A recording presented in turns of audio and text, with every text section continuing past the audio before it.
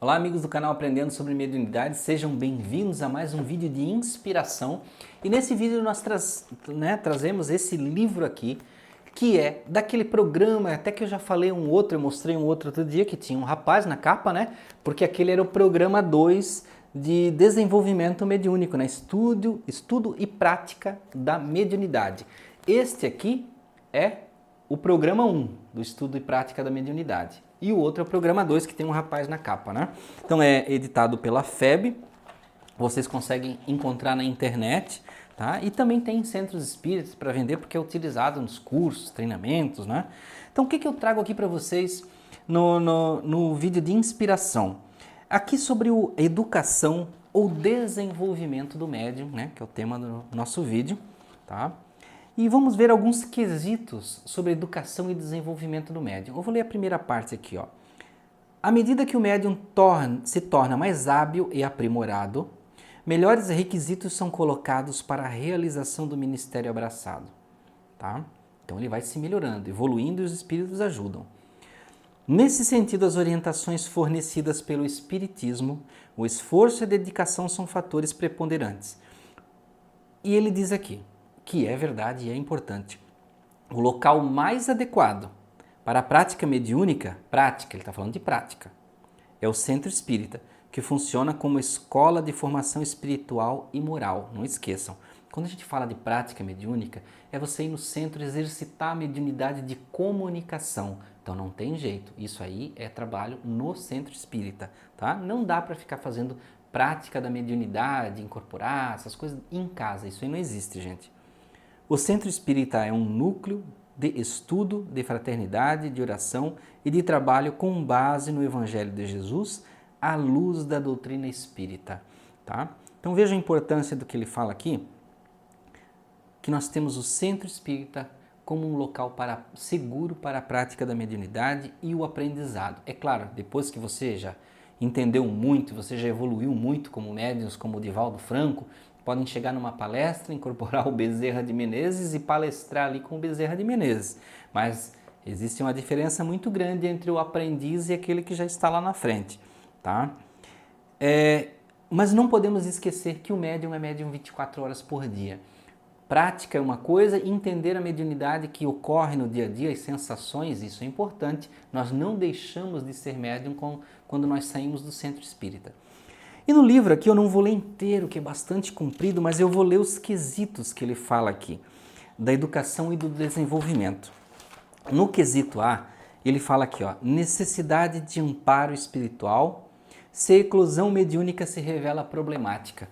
Então, olha, a importância de pessoas no centro espírita, o amparo emocional da família, porque muitas vezes, como ele diz aqui logo no início, ó, a presença de problemas psíquicos, emocionais ou físicos. Né?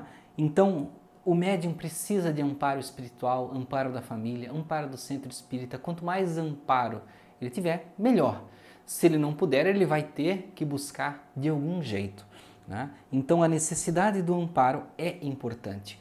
Por mais que a gente sabe que nem todo lar é igual, mas num lar que já existe algum entendimento da existência do plano espiritual, é importante que os familiares tenham certa compreensão com pessoas que têm muita sensibilidade mediúnica e às vezes uma sensibilidade atribulada, problemática. Né? Então é importante essa compreensão, mas não quer dizer que dá licença para o médium ser descontrolado, não esqueçam disso. No quesito B, ele fala necessidade de estudo. Esse é um dos mais importantes. O médium tem a obrigação de estudar muito, observar intensamente, trabalhar em todos os instantes pela sua própria iluminação. Ninguém salva nem melhora mais o médium em sua vida do que ele mesmo através do estudo. Porque a leitura, a compreensão, buscar o entendimento, isso que cura, gente. Eu sempre falo lá no Centro Espírita que todo mundo quer vir, né? Quando tem uma reunião mediúnica, porque acha que ali pode ter uma energia particular que vai se curar ou ter a manifestação de alguém. Mas eu sempre falo que a cura, gente, de muitas coisas que estão na nossa mente, que refletem até em doenças no corpo, estão na compreensão do que acontece conosco. E a compreensão vem da onde? Do estudo. Tá? E aí vem a segunda parte que vai emendar no nosso estudo, né? Que vai dar uma boa base, né? Para nós nos melhorarmos e nos curarmos também. Letra C, necessidade de autoconhecimento e moralização. Então, quando você estuda, você consegue unir isso ao autoconhecimento, se autoestudar, se entender, se compreender como você pensa, como você é, como você age, o que eu preciso mudar em mim, o que eu preciso melhorar para que a minha mediunidade seja mais saudável, seja melhor, evolua. Esse é o item C, né, que ele fala aqui. Agora nós vamos aqui no item D. Importância do trabalho contínuo no bem. Gente, não adianta o médium ler muito, né? Eu já li de trás para frente o Livro dos Espíritos, eu sei perguntas de cor, eu consigo falar pergunta tal, resposta tal, e não ter trabalho no bem. Você vai ser um instrumento muito afiado, um instrumento muito apurado, mas que não é usado para nada. Então é muito importante que o conhecimento tenha o amor unido no trabalho no bem, porque senão você vai ter muito conhecimento e não usar para nada. Isso chega a ser até uma falta de caridade, né? Então por isso que se nós temos um bom aparelhamento mediúnico, uma boa mediunidade, estamos encaminhando num bom desenvolvimento, precisamos ter trabalho contínuo no bem. E isso engloba muitas coisas. Às vezes tem gente que acha assim, não, meu trabalho no bem eu já faço, eu vou no trabalho mediúnico.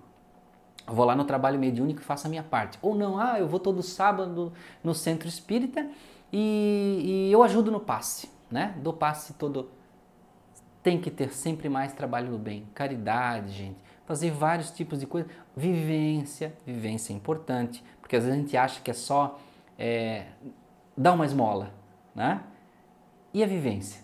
Quantas pessoas que dão esmola, mas são pessoas intragáveis, né? Dá o dinheiro para se livrar do mendigo, né? E depois sai praguejando tudo. Então, gente, a gente tem que exercitar o autoconhecimento, o estudo dentro de nós, transformar isso em ação. Todas as ideias, as práticas, o amor, transformar isso em ação. No item E, tá? Deixa eu virar aqui, eu tô virando que esse livro é pesado, né?